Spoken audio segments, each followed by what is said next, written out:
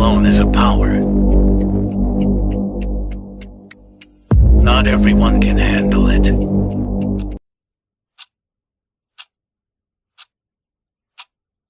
Has 3 parts. In each part, you'll hear a number of different extracts. At the start of each extract, you'll hear this sound. You'll have time to read the questions before you hear each extract, and you'll hear each extract once only. Complete your answers as you listen. At the end of the test, you'll have 2 minutes to check your answers.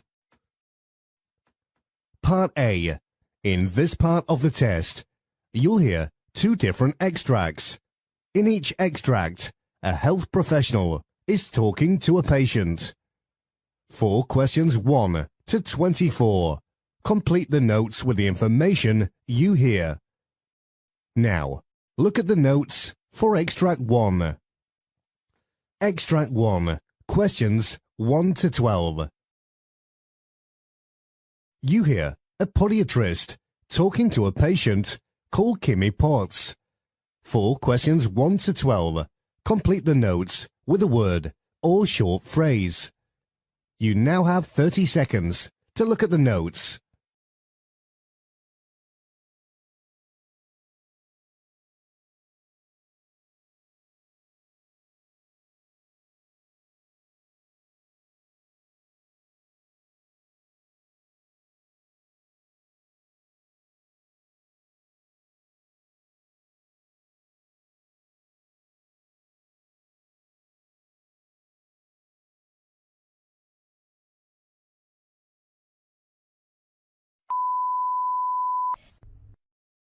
Thank you for letting me know about your condition, Mrs. Potts.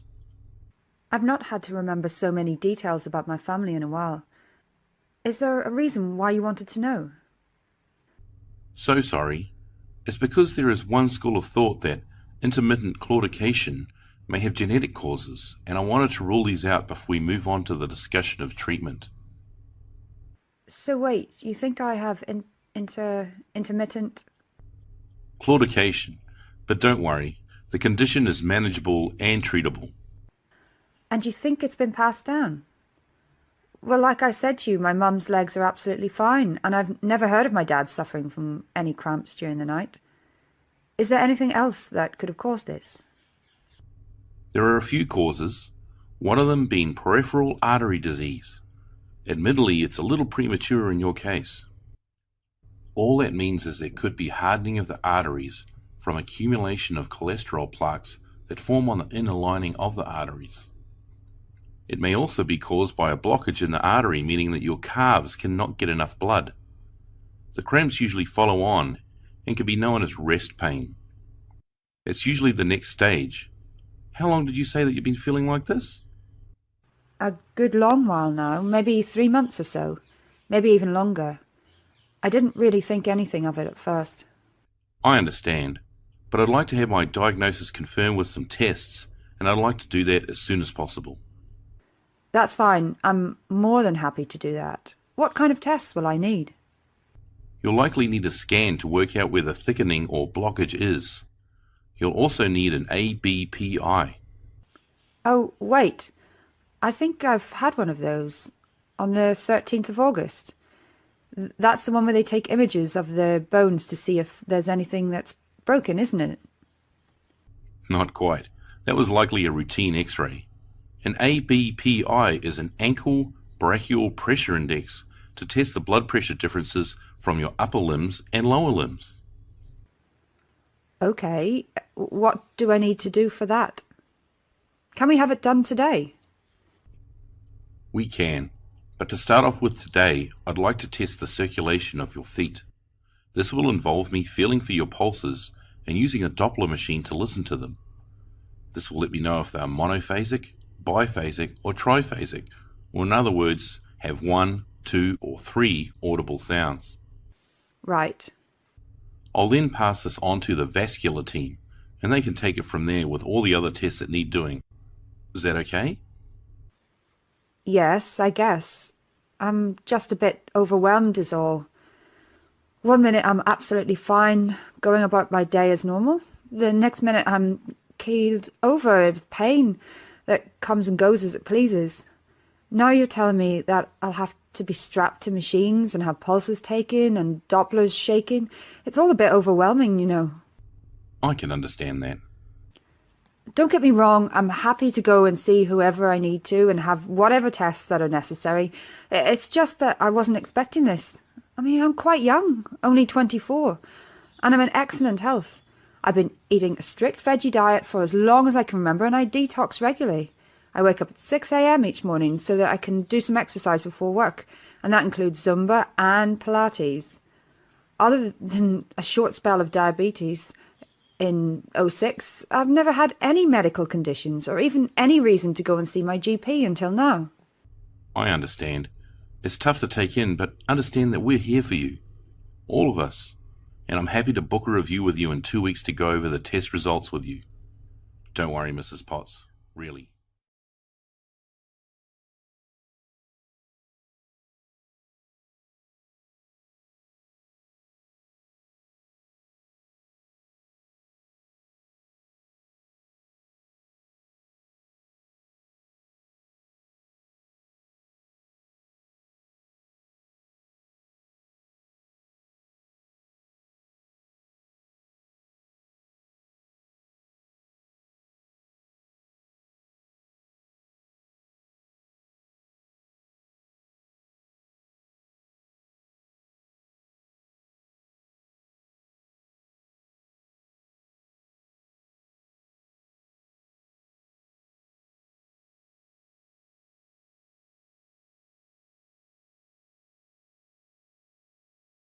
Extract 2, questions 13 to 24.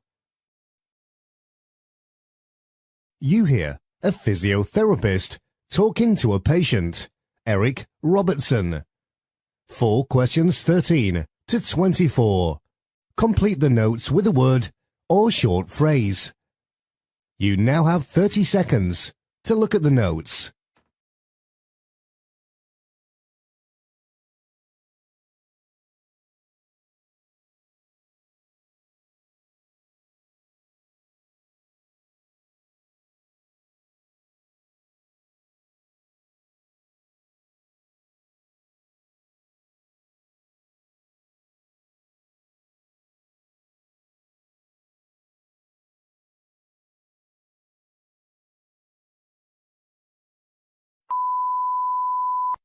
I know that you've been seeing my colleague, Mel, and she has left me some notes, but because it's your first time with me, Mr. Robertson, would you begin by telling me a little about your shoulder and the treatment that you've received so far? Let's start from the beginning, shall we? How did it happen? Yes, well, I've had this problem now for 7 to 8 months because of an incident with an ice pick. I'm an ice packer, you see, so I'm constantly having to make this sort of motion to dislodge some ice. One day while I was working, I found that my shoulder just packed up all of a sudden. The pain was so intense, like nothing I ever felt before. And when I went to my GP the next day, he booked me in with Mel. And now you.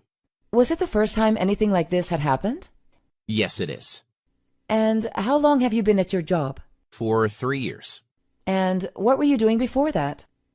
I was working in a warehouse. I've always had similar jobs in a warehouse, picking and packing, that sort of thing, since I left school at 16.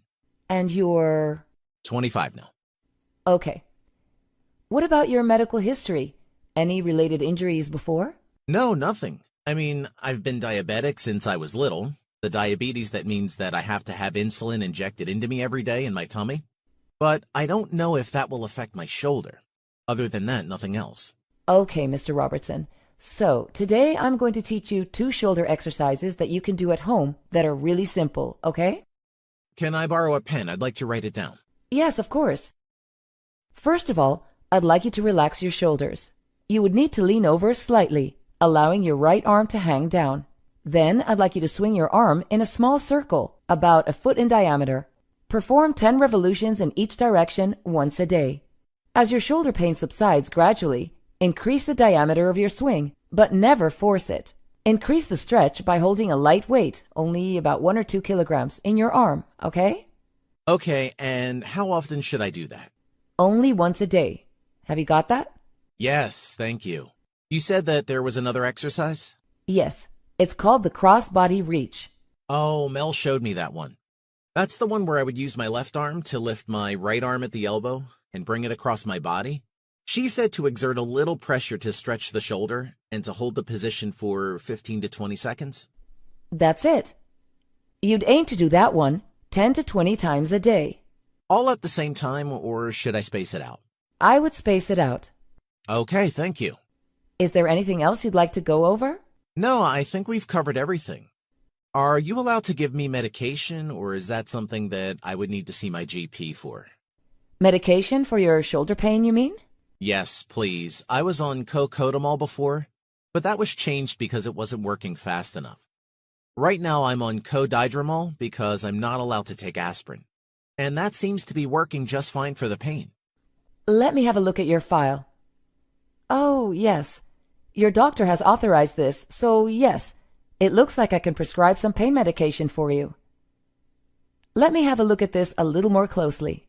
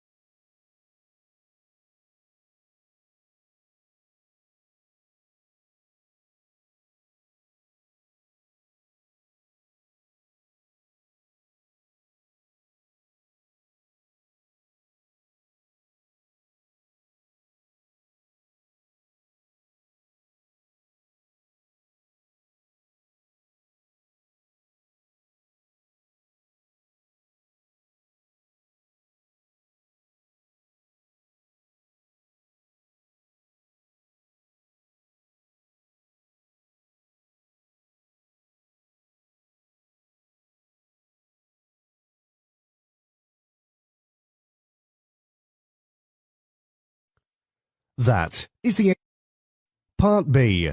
In this part of the test, there are 6 short extracts relating to the work of health professionals. For questions 25 to 30, choose answer A, B or C, which you think best fits according to the text. Question 25. You hear part of a talk on a medical condition. Now read the question.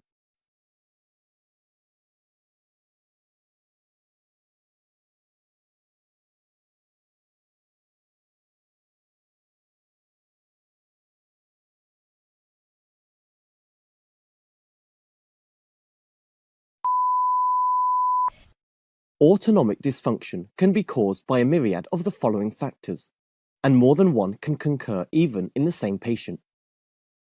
Degenerative neurologic diseases such as Parkinson's disease, multiple system atrophy, and pure autonomic failure presenting or suffering from orthostatic hypertension and fixed heart rate responses, etc. An immune-mediated attack, either idiopathic or paraneoplastic, can be a source of focal or generalized autonomic dysfunction, as in Guillain-Barré syndrome, or in autoimmune autonomic ganglionopathy.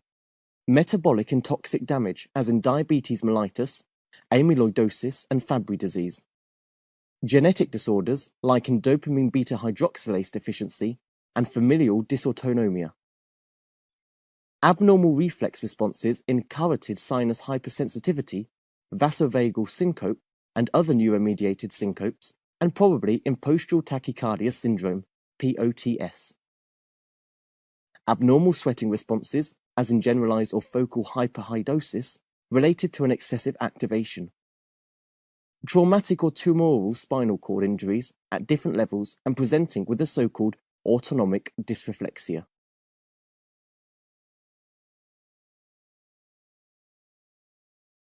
Question 26. You hear a plastic surgeon talking about aging. Now read the question.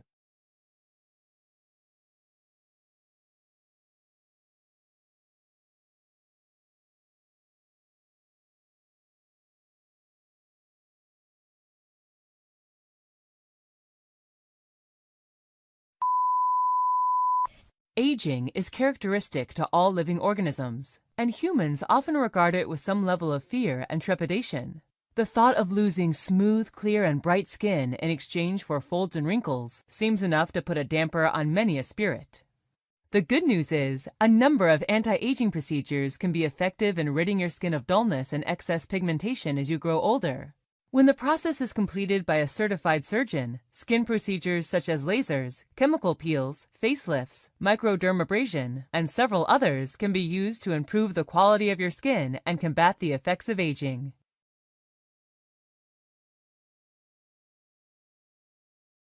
Question 27. You hear a nurse talking to a patient about eczema. Now read the question.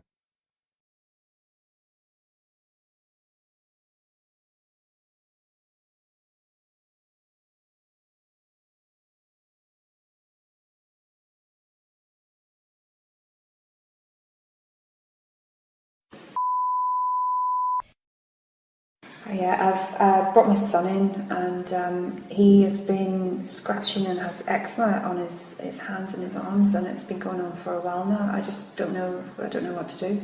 Oh, so I mean, have you been before previously? Have you got any information on the eczema or? Not really, no. I thought it would go away. I thought it would be something that's just a childhood thing, or just a temporary thing, and it would grow out of it. But well, I mean, some people certainly it can seem like they grow out of it because it might be something they've suffered with as a child, and then could be a multitude of reasons why they don't have it as an adult. They could just grow out of it. It could be that you're using specific products, washing powder. It could be something that is aggravating the eczema. Okay. And then as people grow up, they tend to change their routine, and it doesn't affect it anymore. Certain soaps could be irritating that.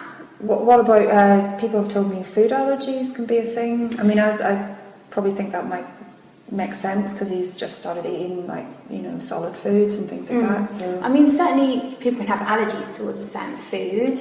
With regards to causing or aggravating eczema, yes. Something that you could look into further. But I personally don't think there's going to be anything that's going to be massively contributing to that. Okay.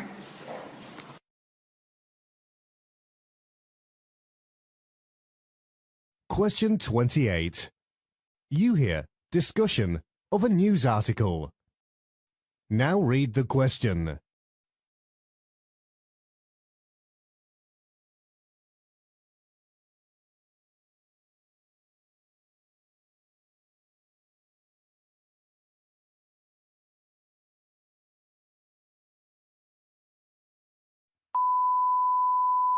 Well, this can't be right.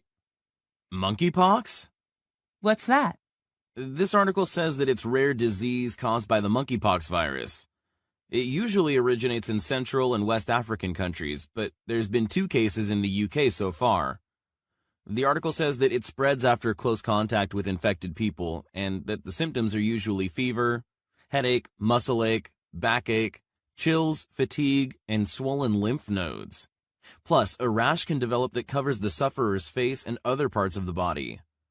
It looks like they've contained the disease in the UK, and the 2 people who've got the disease aren't linked to one another, but both of them have recently been on trips to West Africa. Thankfully, transmission from infected people to the general population is extremely unlikely, and the 2 patients are getting the best care from some of the best tropical disease specialists in the world.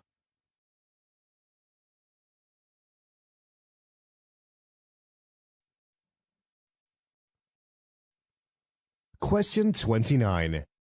You hear discussions of a news report. Now read the question.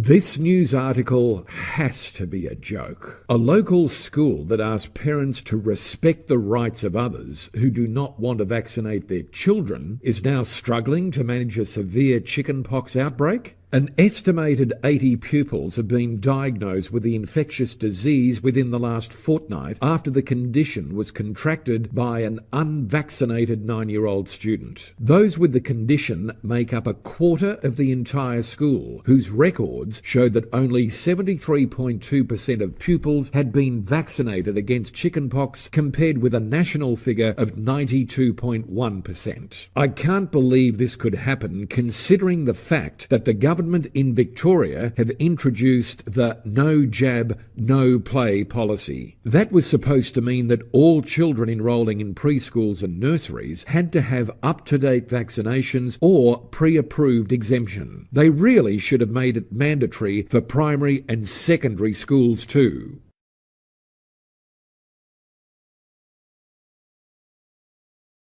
Question 30. You hear part of a GP consultation. Now read the question.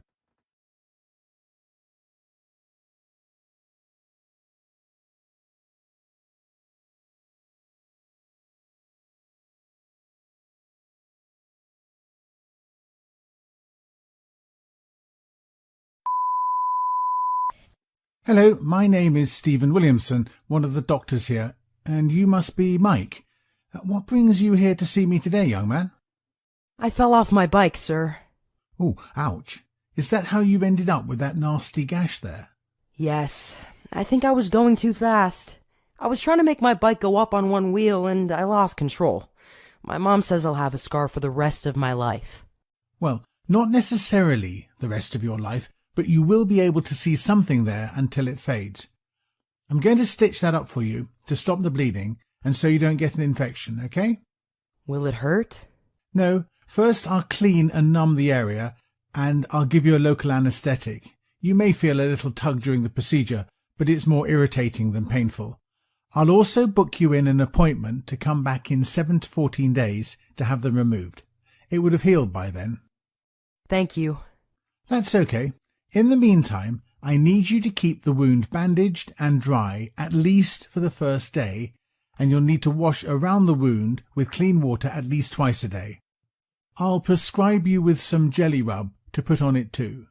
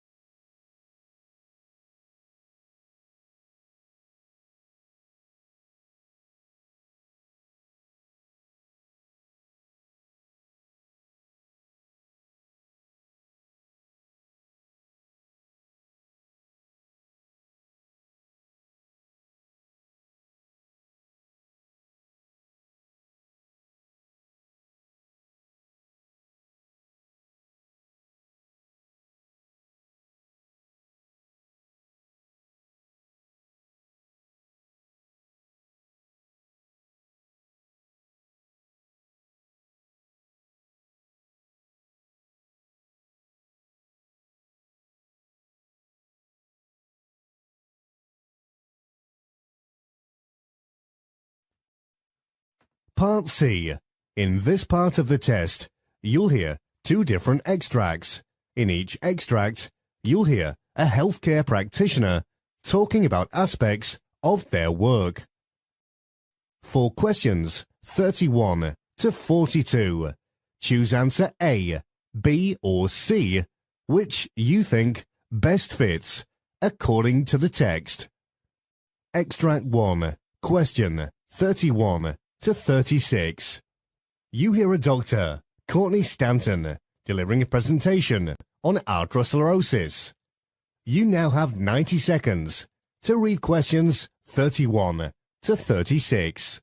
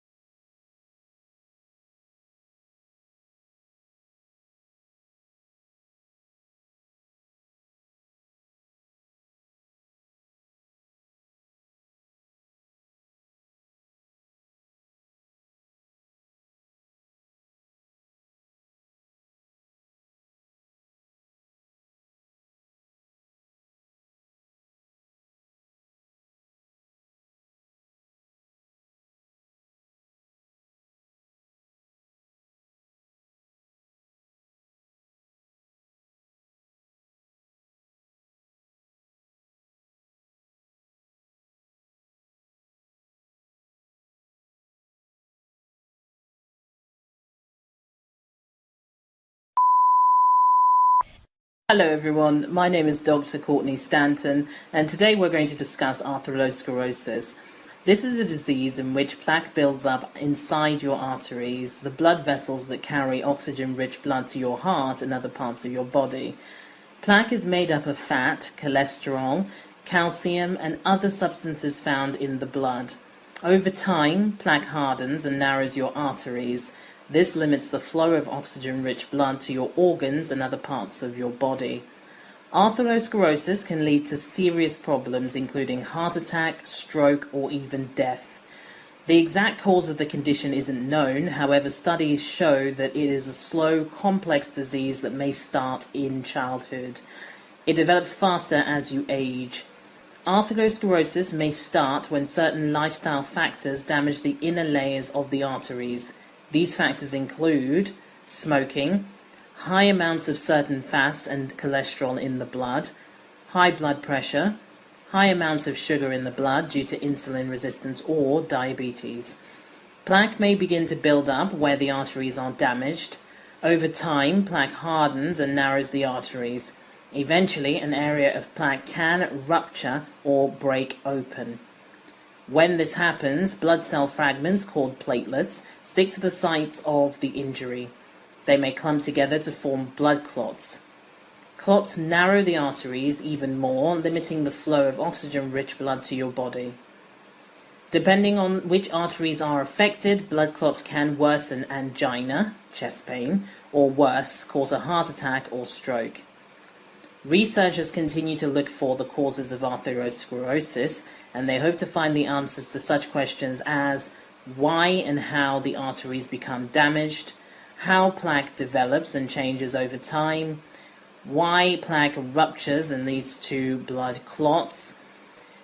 They are particularly aware that there are certain risk factors. In fact, many factors place you at risk of atherosclerosis. Some of these risks can be prevented, whilst others cannot. The first risk factor is family history. If atherosclerosis runs in a person's family, then they may be at risk of hardening of the arteries. This condition, as well as other heart-related problems, may be inherited. Lack of exercise. Regular exercise is good for the heart. It keeps the muscles strong and encourages oxygen and blood flow throughout the body. Living a sedentary lifestyle increases your risk of a host of medical conditions, including heart disease. A third risk factor is high blood pressure, which can damage blood vessels by making them weak in some areas. Cholesterol and other substances in the blood may reduce the flexibility of arteries over time. A fourth risk factor is smoking. Smoking tobacco products can damage blood vessels and other areas of the heart. The final risk factor that I'll highlight today is diabetes. People with diabetes tend to have a much higher incidence of coronary artery disease. Most symptoms of atherosclerosis aren't noticeable until a blockage occurs. Common symptoms include chest pain or angina, pain in the leg, arm, and anywhere else that has a blocked artery, shortness of breath, fatigue, confusion, which occurs if the blockage affects the circulation to the brain, and muscle weakness in the legs from lack of circulation. Once a blockage occurs, it's generally there to stay. With medication and lifestyle changes, though, plaque may slow or stop growing. They may even shrink slightly with aggressive treatment. Treatment options include lifestyle changes. Reducing risk factors that lead to atherosclerosis will stop or slow the process. That means a healthy diet, exercise, and no smoking. These changes won't remove blockages, but they are proven to lower the risk of heart attacks and stroke. Medication. Taking drugs for high cholesterol and high blood pressure will slow and may even halt atherosclerosis. They could also lower the risk of heart attack and stroke. Doctors can use invasive techniques to open up blockages from atherosclerosis or go around them.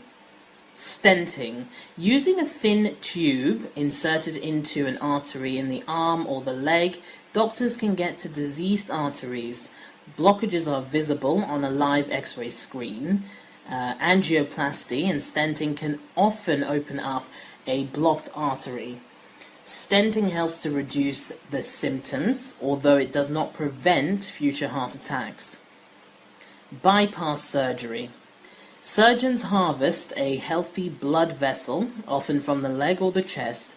They use the healthy vessel to go around the blocked segment. These procedures can have complications. They're usually safe for people with significant symptoms or limitations caused by atherosclerosis.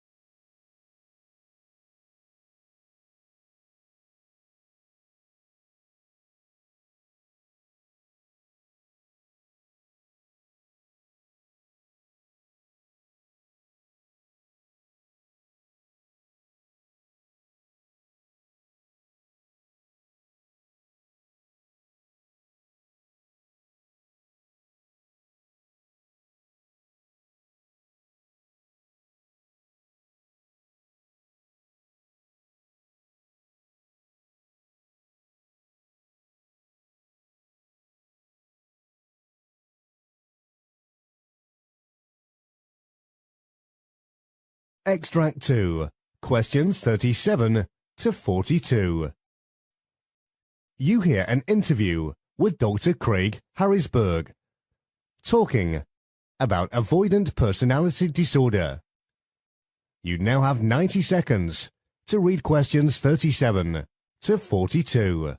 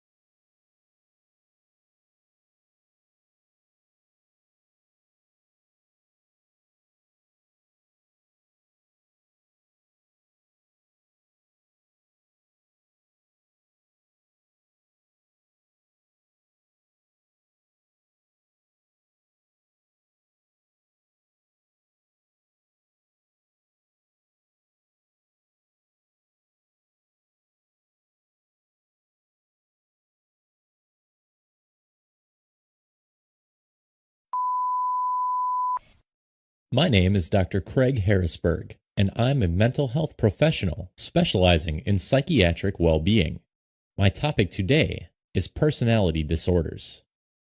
People with avoidant personality disorder, or APD, have a lifelong pattern of extreme shyness. They also feel inadequate and are hypersensitive to rejection. APD can cause psychiatric symptoms that create serious problems with relationships and work. If you have APD, you might have difficulty interacting in social and work settings. This is because you may fear any of the following: rejection, disapproval, embarrassment, criticism, getting to know new people, intimate relationships, and ridicule. You may also have trouble believing that people like you. When you're sensitive to rejection and criticism, you may misinterpret neutral comments or actions as negative ones. Researchers today don't know what causes avoidant personality disorder, though there are many theories, however, about possible causes. Most professionals subscribe to a biopsychosocial model of causation. That is, the causes are likely due to biological and genetic factors, social factors, such as how a person interacts in their early development with their family and friends and other children, and psychological factors, the individual's personality and temperament, shaped by their environment and learned coping skills to deal with stress. This suggests that no single factor is responsible. Rather, it is the complex and likely intertwined nature of all three factors that are important. If a person has this personality disorder, research suggests that there is a slightly increased risk for this disorder to be passed down to their children. There is no way to know who will develop APD. People who have the disorder are typically very shy as children. However, not every child who is shy goes on to develop the disorder. Likewise, not every adult who is shy has the disorder. If you have APD, your shyness most likely grew as you got older. It may have gotten to the point that you began avoiding other people and certain situations. Your doctor may refer you to a mental health professional who will ask you questions to determine if you have APD. To be diagnosed with APD, your symptoms must begin no later than early adulthood. You must also show at least 4 of the following characteristics. You avoid work activities that involve contact with others. This is due to fear of criticism, disapproval, or rejection. You're unwilling to get involved with other people unless you're sure they will like you. You hold back in relationships because you're afraid you'll be ridiculed or humiliated. The fear of being criticized or rejected in social situations dominates your thoughts. You hold back or completely avoid social situations because you feel inadequate. You think you're inferior to others, unappealing, and inept. You're unlikely to take part in new activities or to take personal risks because you're afraid of embarrassment. Psychotherapy is the most effective treatment for APD. Your therapist may use psychodynamic psychotherapy or cognitive behavioral therapy. The goal of therapy is to help you identify your unconscious beliefs about yourself and how others see you. It also aims to help you function better socially and at work. Psychodynamic psychotherapy. Psychodynamic therapy is a form of talk therapy. It helps you become aware of your unconscious thoughts. It can help you understand how past experiences influence your current behavior. This allows you to examine and resolve past emotional pains and conflicts. Then you can move forward with a healthier outlook about yourself and how others see you. Psychodynamic psychotherapy produces lasting results with benefits that continue after treatment. Cognitive behavioral therapy. Cognitive behavioral therapy, or CBT, is another form of talk therapy. In CBT, a therapist helps you recognize and replace unhealthy beliefs and thought processes. Your therapist will encourage you to examine and test your thoughts and beliefs to see if they have a factual basis. They'll also help you develop alternative, healthier thoughts. Medication. The FDA hasn't approved any medications to treat personality disorders. However, your doctor may prescribe antidepressant medications if you have co-occurring depression or anxiety. People who don't receive treatment for APD may isolate themselves. As a result, they may develop an additional psychiatric disorder, such as depression, agoraphobia, substance abuse problems. Treatment doesn't change your personality. You'll most likely always be shy and have some difficulty with social and work interactions. But treatment can improve your symptoms and help you develop the ability to relate to others.